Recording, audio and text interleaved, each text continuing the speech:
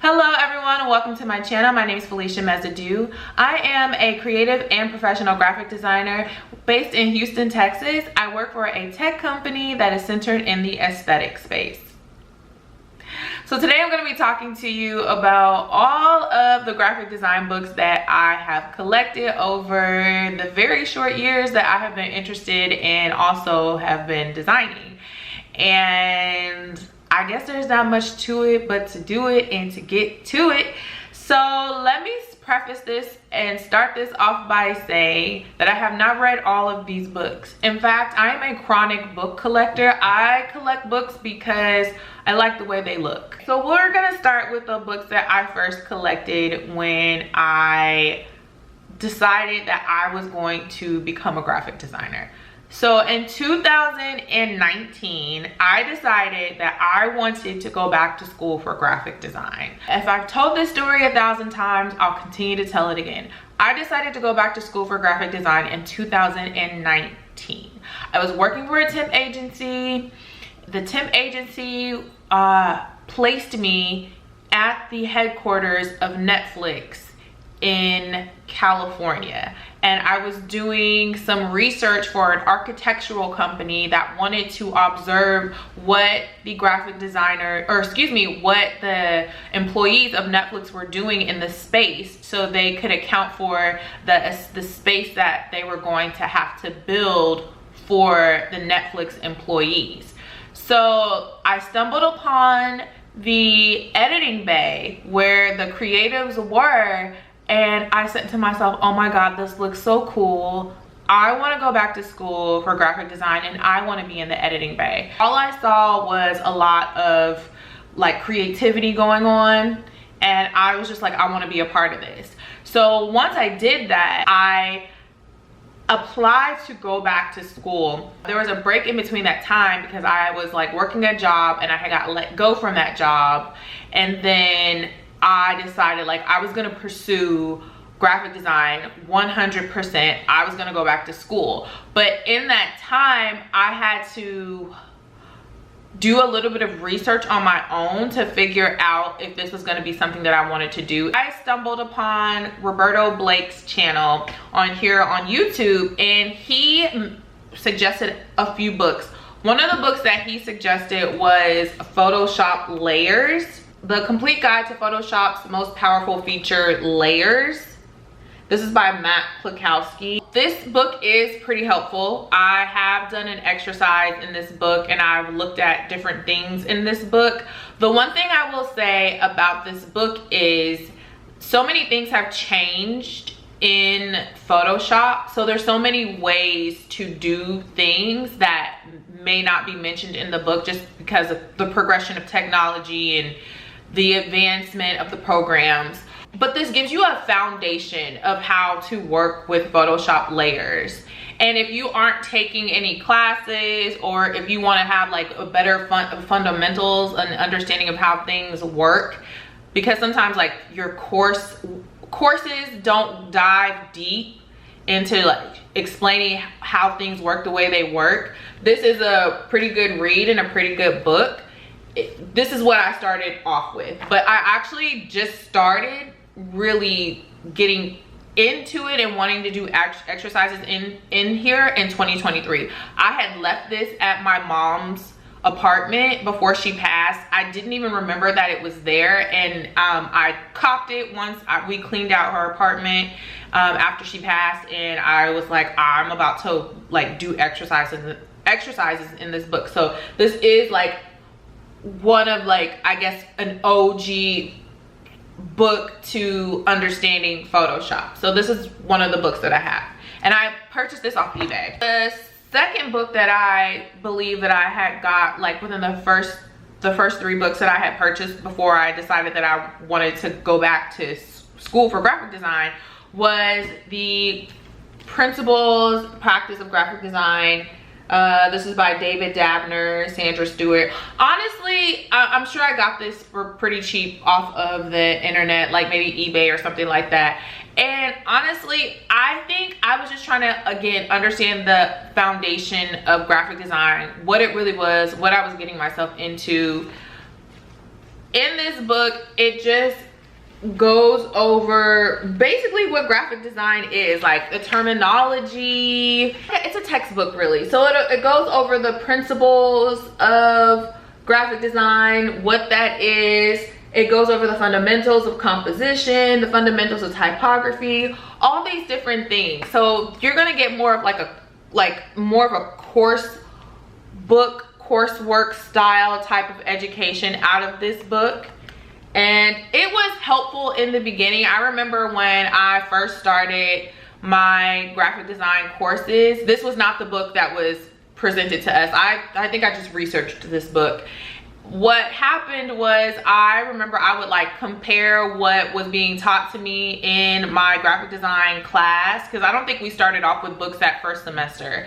So I was comparing what the printouts my professor had gave me, and then also I was like kind of using this book in conjunction, and it had for the most part the same information, but it was just worded different. So I had to end up using my professor and also my mentor, he's my mentor, the printouts that he gave us. But yeah, so that is that was the second book that I purchased. And then the third book that I purchased was Just My Type. This is by Simon Garfield, and this book is about fonts. It just has typefaces upon typefaces in here. So in this book, it just talks about different styles of typography over the years, like different eras of typography. The author like gives his opinion on typography, and I have referenced this book a few times. It's not my go-to. I'm wanting to get more into this book for typography because that is something that I really want to focus on, but this is like a good reference book for typography. So those are the books that I purchased before my season of actually enrolling into classes and the coursework that I was going to take to start my degree to get my associates in graphic design. I transitioned into the season where I'm actually taking courses, going to classes, taking online classes. And that first semester, I wasn't required to purchase any books at all, which is rather interesting. Great, because books can add up.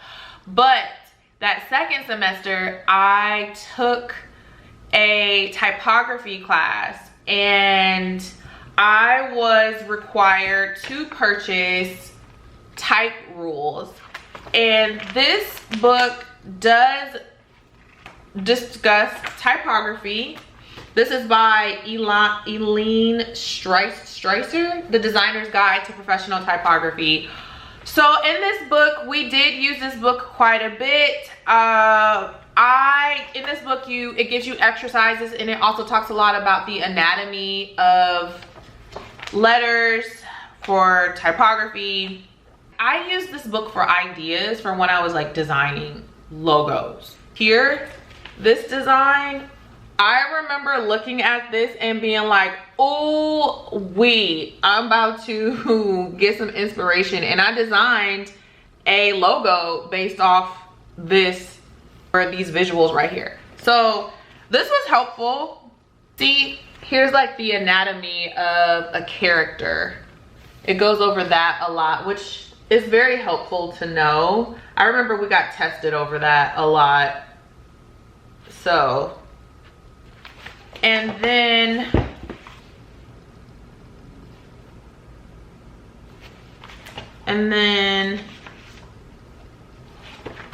see, look, books can be a really good reference guide, I'll say that. And then also what I like about books is that when I get on the internet, sometimes I go down a rabbit hole of like looking on the internet for images, and then like all of a sudden I'll start shopping, and then I'm looking at Kim Kardashian, and then I'm looking at Beyonce, and then I'm like, oh, let me just get on Instagram. And it's just too much. It could be too much of a distraction since I'm already gonna have to be on the internet all day anyways designing. So for me, looking in books, it helps center me back to what's important. That's looking at visuals, doing the research, and reading, and it keeps me like focused. So that's why I do like my books. And I come from a school of thought where my professors told me that I need to be looking at everything, not just Pinterest, not just things that are on the internet. I need to be looking at everything. So that's why I like to reference my books. So my third semester into my degree is when I took the history of design with my professor and also my mentor. And this is Meggs' History of Graphic Design. When I tell you this man basically made us read this whole book, he tested us on this whole book. He tested us basically on this whole book. So yeah. So this is a book that I revisit a lot. It's worn and tattered. The book is expensive. I ain't gonna lie to you. It's very expensive. I got this off Amazon and I remember I rented it and I kept renting it to the point where I just said, okay, let me just buy the book. I would like a brand new book. Lord knows I would like a brand new book because this ain't pretty. She ain't pretty. But this is a very helpful book. Whenever I decide to design something, I reference this book. It has like such historical references, images, like when graphic design first started, you know, and then it moves currently into where graphic design is more up to date. It's not the most current, but it's more up to date than like a lot of the images that it shows you. Like it's showing you hieroglyphics, for goodness sakes, Mesopotamian visual identification. It's showing you all of the history of design, like where design first started. And then like it just continues to move and move and move down the periods of history. Like see,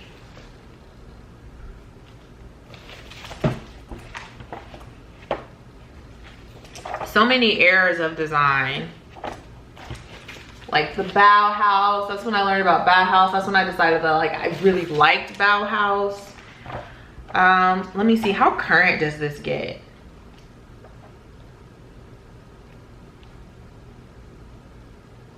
You know what, I think it gets current all the way up into like the early 2000s or the 90s, because here it has like a Paula Scher poster, which is one of my most favorite posters that I've seen of, from Paula Scher. She's a graphic designer who works for the Pentagram.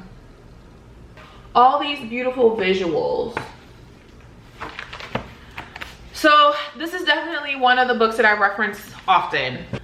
Okay. And then, so these were the books that I used while I was in college. It's so funny because I say that like, it reminds me of when I was in college, when I was like in my early 20s. But to think about like when I was in college in my mid 30s. I'm in my late 30s now, but to think about how, like when I was in my mid 30s, I was in college, and it's like it's not that far away, but when I say it, it sounds like I was like in my early 20s, but I wasn't. Like this like was just recent, like 2 years ago that I was reading these books, even though this book is like ancient as hell. Okay, so let's talk about the books that I purchased post college.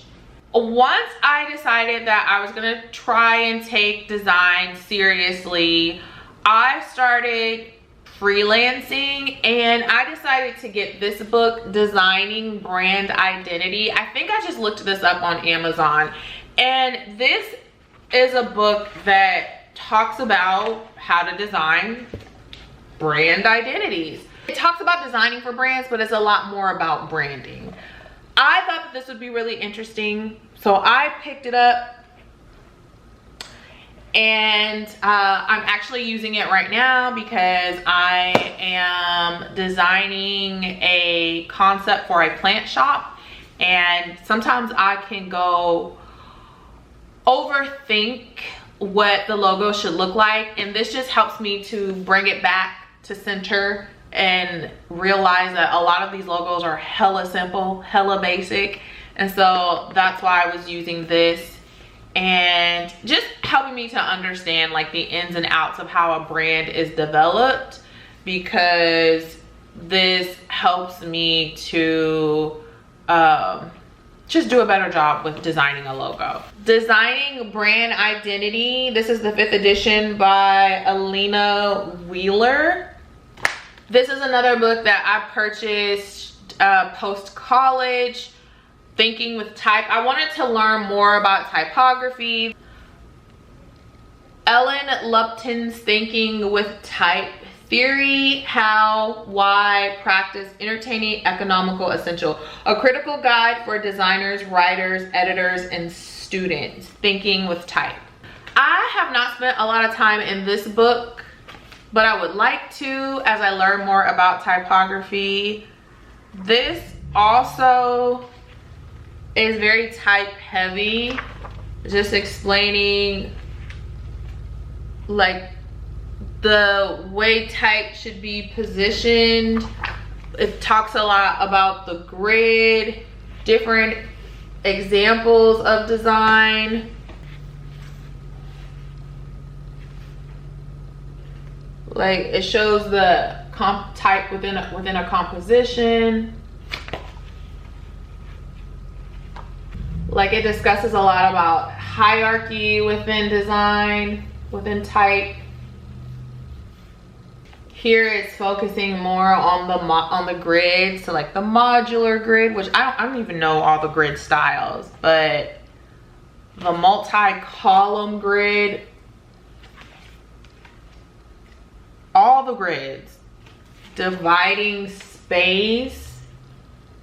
So if you want to know a lot more about typography, this your girl. And I actually got into type because one of my cohorts from Snap Design Academy, well, through Snapchat when I did my apprenticeship, she was like really good at type.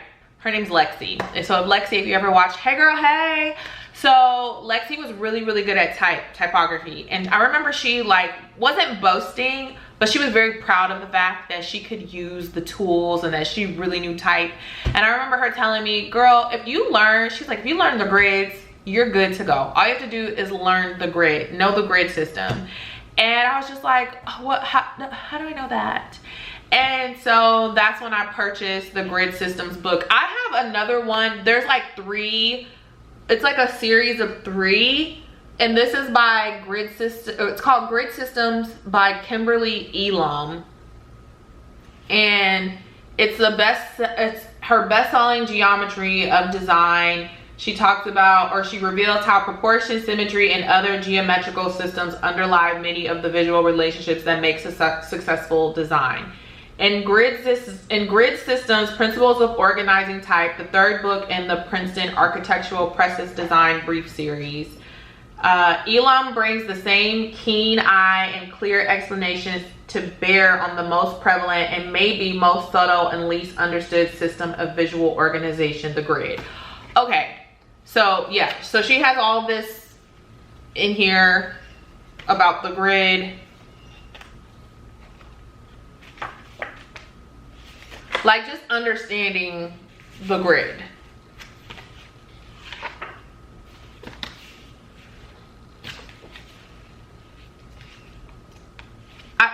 It's a lot, okay? And one thing I will say, this is useful, especially if you are going to go into a corporate space. When you work, I mean, this would be useful even as a freelancer, but as a freelancer, you like kind of make stuff up as you go, you learn as you go. Sometimes you can even get away with presenting something to your client and they'll just go for it because they're thinking to themselves, oh, you're the expert. But when you get into a corporate space and you're working underneath a creative director or a lead designer or someone who's like ahead of you, a design manager, whatever the case may be, they are going to be critiquing your work, and more than likely they follow the grid system, and they are going to have expectations that you know how to organize the type when you are creating a flyer or some type of print or whatever you're designing. They're gonna have like this expectation that you know how to organize the typography. Okay, this is a book that I forgot to mention. This is called Damn Good Advice. This is by George Lois for people with talent. How to Unleash Your Creative Potential by America's Master Communicator. I actually bought this along with the other 3 books that I purchased when I was trying to figure out if I should go back to school for graphic design. And this is just a book from, let me see. This guy was like a top guru in advertising, and he gives you all this advice when you're trying to be a creative, like basically just standing in your authenticity, working hard, being yourself. It's a short read, but it's inspirational and it gives you ideas. So this is a book that I did use. See, like, look, all the tools in the world are meaningless without an essential idea. But creating ideas without a work ethic to follow through is unconceivable to me. It has all these principles to follow. Look at this at the bottom. Again, I come from the school of thought that you should be looking at everything, so I look at everything. Okay, so the last 3 books that I'm going to mention are recent books that I just purchased, and now I am a 1.5 years deep, into my actual professional graphic design career, and I just felt like it was time for me to get some books that are, how do I say this, that are giving diversity. Okay, so I'm a 1.5 years knee deep into my work experience working for a tech company in the corporate space. I feel like within the work that I do, well, a lot of it is templated work. So within this templated work, I'm just recreating something that has already been done. And in this work, I feel like honestly, a lot of it is targeted towards a certain demographic.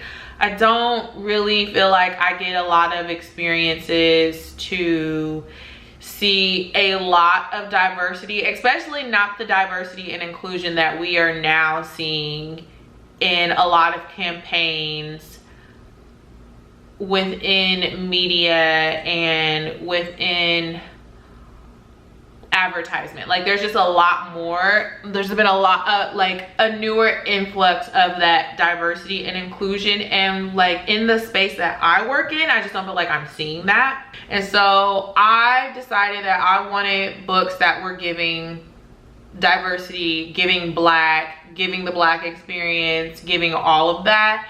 And I am like on this quest and search for more diversity in design, and I want to know more about the black experience in design. And so I decided to get a few books that I have been seeing on the internets.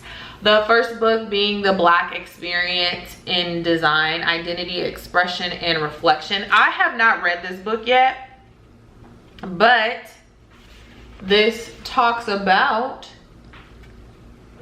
the black experience in design. The only thing I wish is that there were like colorful pictures.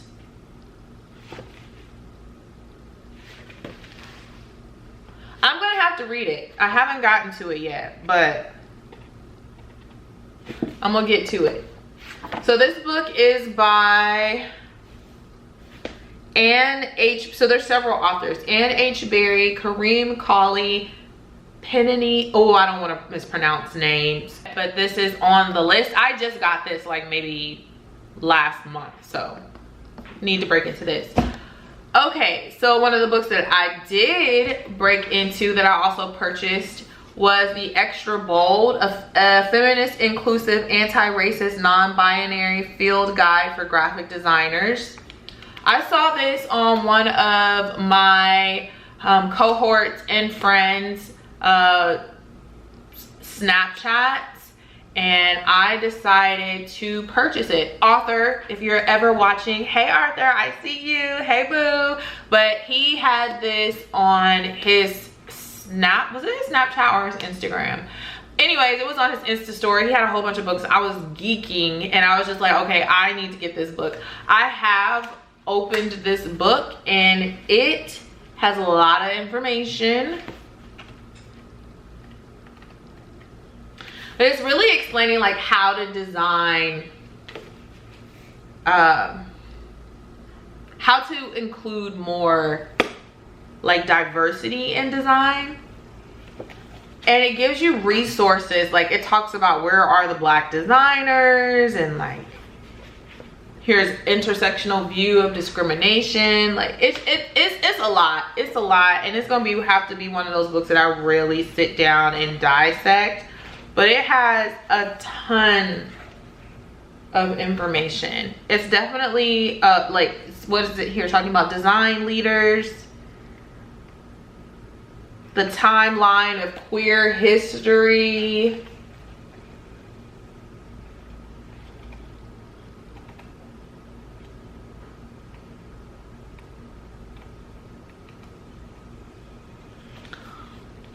colonialism and abstract art, like all of that's here. This is a lot.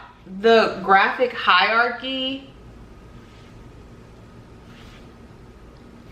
Wow, guys, look at this. This gives you a chart of how much you could make at a studio agency. As the creative director listed at 104K, art director 83,000, project manager 66.5, multimedia designer 67.5, graphic designer 54K. That's about right, y'all, because y'all know in my budget videos I talk about it. I also picked up Baseline Shift, Untold Stories of Women in Graphic Design, edited by Briar Levitt. Again, I'm going to put the information of all these books down in the description box. So I have read a few pages in this, and this just started talking about women graphic designers. Here are some of the pages in the book. One of the first stories that I looked at, one of the first features in the book, they feature a Native American woman, and they just discussed her contribution to design and her history, her cultural history, all of that. Her name was Angel Decora. Like, see there? And then the second woman that they talk about is a Black Renaissance woman, Louise E. Jefferson, Tashika Arsenault Sutton.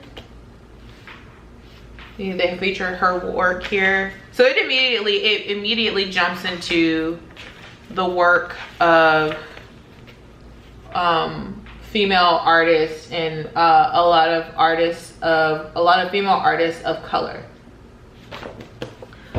Okay, so those are the 3 design books, and then the last book that I purchased was the Pantone, The 20th Century in Color. And I picked this book up because I figured it would help me with color palettes and just colors. And I'm a sucker for color. I love color. And yeah, and it's a beautiful coffee book as well. Like, I don't see me taking this out of my home because this has to stay on my coffee table. But this is just beautiful. And this book was not that much. I think it was like $30 or something like that. So like, it's a nice reference of color. Look at that. And it just kind of shows you how color works together.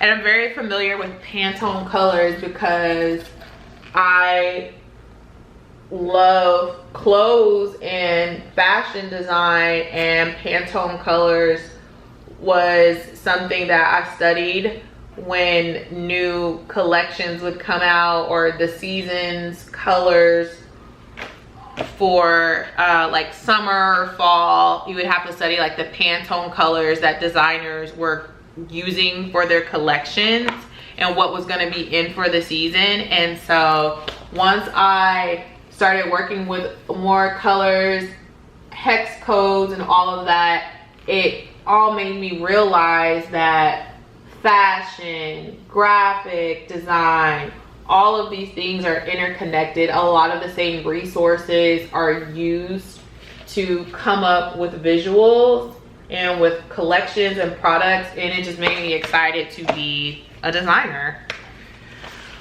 So yeah, this is definitely a book that I'm going to continue to look at and study, and that's that. All right, so those are the books for all of the design books that I have purchased, and the books that I believe are going to help me be a better designer. That's all